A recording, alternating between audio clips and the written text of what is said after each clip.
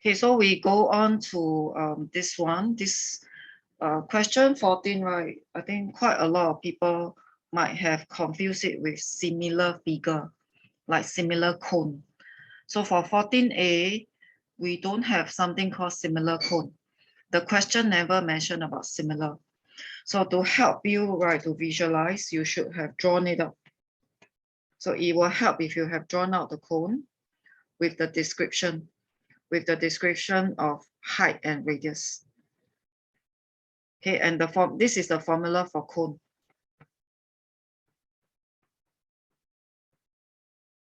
So from here, you know that this whole thing is equivalent to 108. Despite that you do not know the height and the radius, you know that this whole chunk pi r square h is 108. And then, right, you try to draw another cone with the description. You realize that the radius is tripled. That means it gets fatter. So that's why you see my radius is very big compared to this one. And the height is shorter. So if you have drawn out according to the description, they doesn't look similar. The ratio doesn't match. So from here, right, you do the same thing. You calculate. So this will be the radius. And then this will be the height. So you calculate, it's just that you got to be very careful. Remember to square. And then you will be able to simplify out until you hit this part, which is your 108. And that's how I get the volume of cone Q.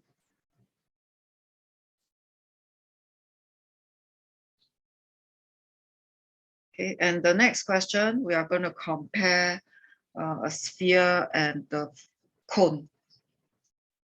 So I don't know whether y'all realize this is a sphere. So which means, right, you got to recall the formula. So same volume as P, which is the 36. So you go according to the description. I don't think it's an issue to get the value of R, but take note of the instruction in terms of pi. So you leave the answer like this or like this. We do not want the 3SF answer because the question say leave it in terms of pi. So when do you leave it in terms of pi? In your E-math and A-math, right? When they say they want the exact value. So you leave it in terms of pi or certs. So we don't want the 3SF under such situation. I think there are some questions in this paper. Okay, so that is for question 14. So question 14 is a bit like mensuration. There's no comparison of similar figure, which they could have insert into the question as well. Okay, another thing about question 15a. Okay, 15b, no issue. 15a is the issue. So for those of you, if you have issue with 15a, can I suggest that you draw a timeline? You draw a timeline so that you can understand what's going on before you lose track. So for example, I draw a timeline starting from 1st July. This is what he borrowed.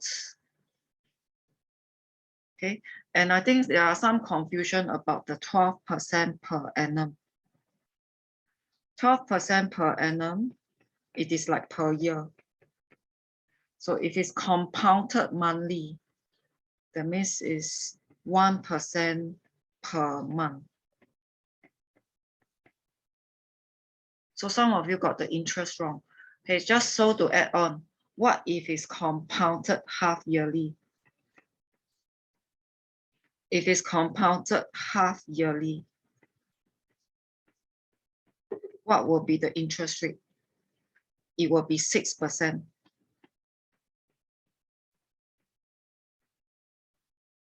So this is 12% a year, right? So if it's half a year, it should be 6%. So what if it's compounded quarterly? So anything can happen in a question. So compounded quarterly, you will divide by 4. So that is 3% per quarter. So some of you got the interest rate wrong. I think Chatin, you got the idea correct, but it's your interest rate that went wrong. Okay, so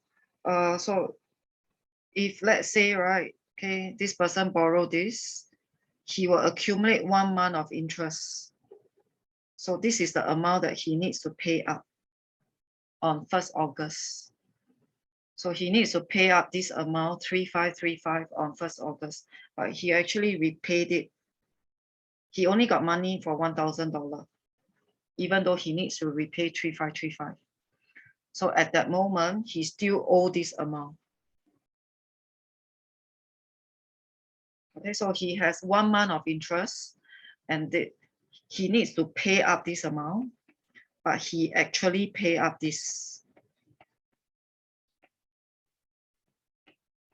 So that's why he still got outstanding loan to carry on to the next month. And then in the next month, right, it will be 1%. So you realize everything I use 1%. And he's going to do that for the next 2 months. Because there are 2 months here. That's why my power is 2. And then he only repay this amount. So he managed to pay out this. That's why he will still have some outstanding loan. So if you find this kind of question very confusing in O-level or any real world context, please draw a timeline. Otherwise, you also will be lost what's going on. Okay, so hopefully this one helps you to understand like what was the actual loan and how much was actually repaid. And that's why he still have outstanding loan to accumulate.